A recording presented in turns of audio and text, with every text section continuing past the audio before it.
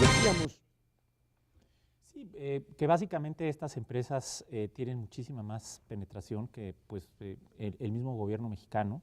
Los hábitos alimenticios están modificando, se están distorsionando completamente y nadie está metiendo las manos por es lo esos que niños. llega más lejos. Hace 30 años decía, bueno, ¿qué es lo más extendido en el país? En la época era yo administrador de la educación, quería que la educación fuera, pues que la iglesia católica, pues cualquier lugar hay una iglesia, que el PRI, cualquier lugar hay un presidente municipal, que la cerveza Corona, y todavía la coca iba como en cuarto o quinto lugar. Ahora la terminal última de la Así es. civilización Así es la pequeña empresa. Decíamos también que hay una explotación de la miseria por parte de empresas. Qué curioso, decía el doctor, que en un país con tanta desigualdad, con tanta pobreza y con tanta extrema pobreza, sea donde más se consuma eso. Ahí se ceban todas estas industrias y no es el tema de esta mesa, pero bueno, No, el claro, está conectado. caso de las telecomunicaciones, por ejemplo, los que sostienen las grandes fortunas en las telecomunicaciones son los más pobres, son Claro. los que destinan 17, 18, 19, 20% de su presupuesto y me parece que en el ámbito también de la alimentación, el gobierno, el Estado mexicano tiene varias asignaturas pendientes. Bueno, tiene que hacerse una reforma constitucional, la que hemos propuesto, la que he propuesto, es primero ponerlo en la Constitución, decir que los valores y principios de la televisión deben ser los de la nación, los que están en la propia Constitución.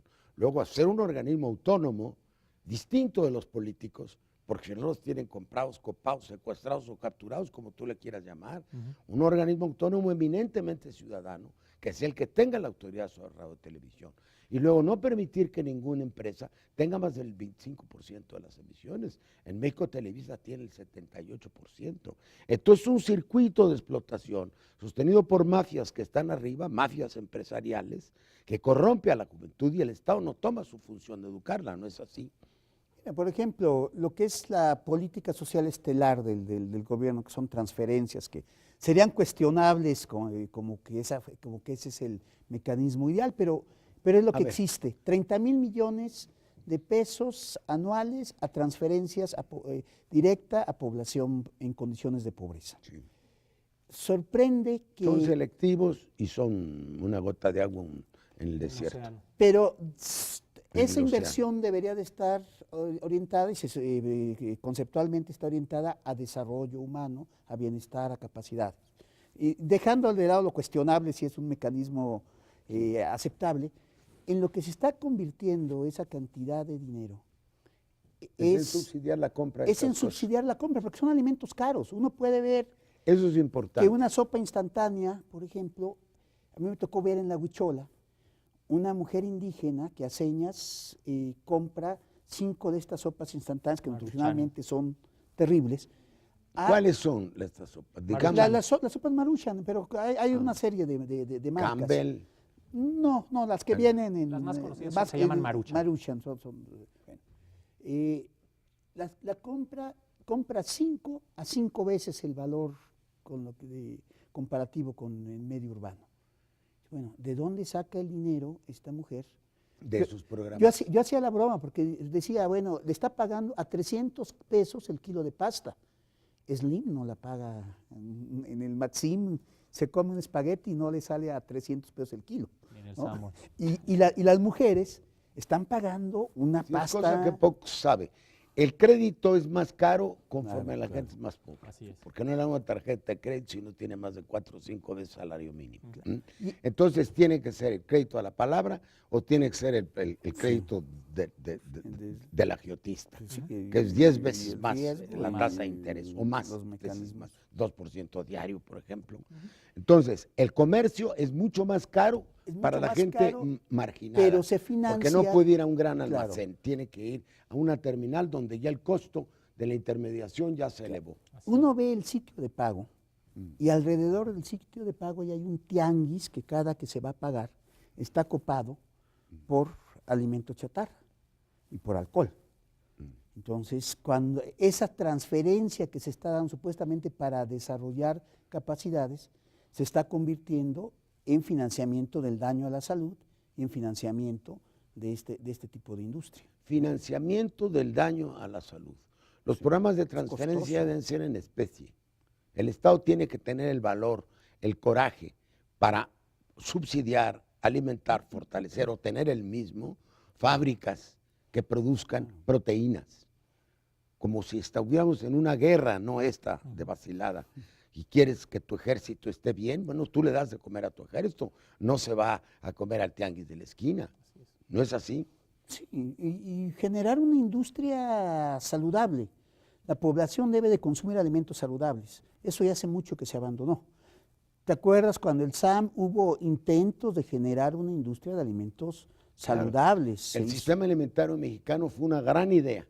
Una de las ideas que pocos se han comentado era integrar todo el derecho a la salud, desde el derecho a la salud con la seguridad alimentaria del toda país. la cadena productiva, producción, desde la producción, la distribución. Y lo que consumo. tenemos es una máquina infernal de hacer dinero, ¿no? Estas empresas hacen lo que no hacen en ninguna otra parte del mundo. Los productos que se expenden son de difícil legibilidad. También le tenemos que entrar al tema de las etiquetas semaforizadas. Si un alimento tiene demasiada azúcar, bueno, pues ponerlo en rojo, tal y como ¿Qué es sucede. lo que hacía el Instituto del Consumidor? Así es. Y en países como la Gran Bretaña, con gran éxito, pero también está en los intereses de estas empresas. ¿A cuánto vale el azúcar que viene dentro de un refresco? Vale 10, 20 veces más que que si la compras. Sí, se puede estar. En un pueblo, el refresco no es otra cosa más que azúcar y agua y un colorante. Y se paga, ese azúcar se llega a pagar 8 o 9 veces el precio del azúcar en medio urbano.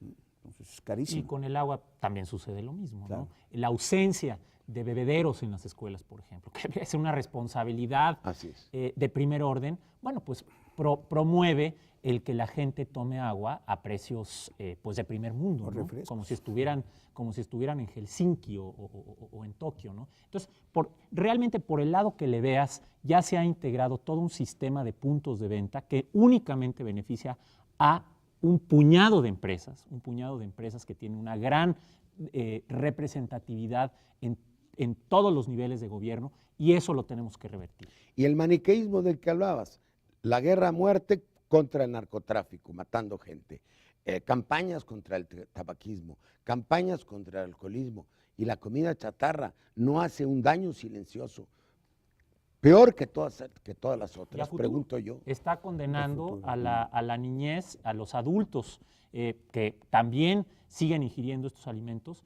a una calidad de vida verdaderamente lamentable. Vuelvo a repetir, somos campeones mundiales de sobrepeso y obesidad infantil.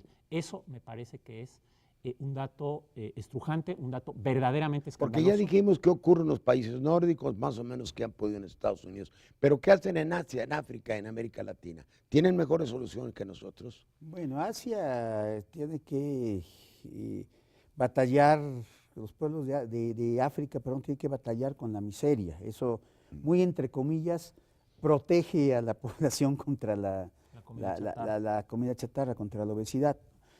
Pero en Asia, por ejemplo, que no se haya podido desplazar la alimentación tradicional por sustituirla por este consumo atroz, lo protege, y tenemos la mayoría de los países asiáticos, aún los que tienen ya desarrollo económico, no hablemos de la India y población en condiciones de desnutrición, países ya con desarrollo económico sin desnutrición presentan bajísimos niveles de obesidad. Quiere decir que la defensa de la propia alimentación, que es parte de la cultura, de su cultura y de la sabiduría ancestrales de un pueblo, es también una de las mejores defensas. Es la mejor Hemos defensa. entrado por la peor de las vías a la modernización. Claro, Ese es el tipo de inserción que tenemos en el mundo global. Una inserción que va contra los intereses esenciales de la población. Sin filtros, sin anticuerpos institucionales, sin contrapesos culturales al que tú hacías Con la mención. renuncia total del Estado a regular cualquier cosa, ¿no? Es decir, hay Porque que está dejar mal hacer visto. lo que Y la sea. corrupción está detrás de todo esto también. Y la impunidad. Desgraciadamente, programa tras programa, siempre llegamos a lo mismo. Un desmantelamiento de las instituciones del Estado, una pésima inserción en la economía internacional, una corrupción endémica de la clase dirigente que están condenando al pueblo de México. Por eso, y hablamos en el último programa de un libro que acabo de publicar y que con mucho gusto te voy a dedicar ahora, estoy por soluciones radicales, porque claro que qué bueno que estas reformas legales se pudieran aprobar sin ser cuchareadas, como tú le llamas, pero son parte de una solución que es de mucho más fondo para el país. ¿No lo creen? Por supuesto. Bueno, pues yo les agradezco mucho que hayan estado y ojalá y estas cosas se dijeran con más frecuencia, en voz alta y con la claridad que aquí se dijeron. Muchísimas gracias. Somos optimistas, yo creo que bueno, vamos a fortalecer. Por temperamento. Por temperamento y por deficiencia profesional, pero creo que sí van a avanzar temas como el de las acciones colectivas. Yo estoy razonablemente seguro de que las vamos a tener y eso servirá para nivelar en la medida de lo posible una relación totalmente sesgada a favor de proveedores sin ningún escrúpulo. Pues muchísimas gracias. Al contrario, Porfirio.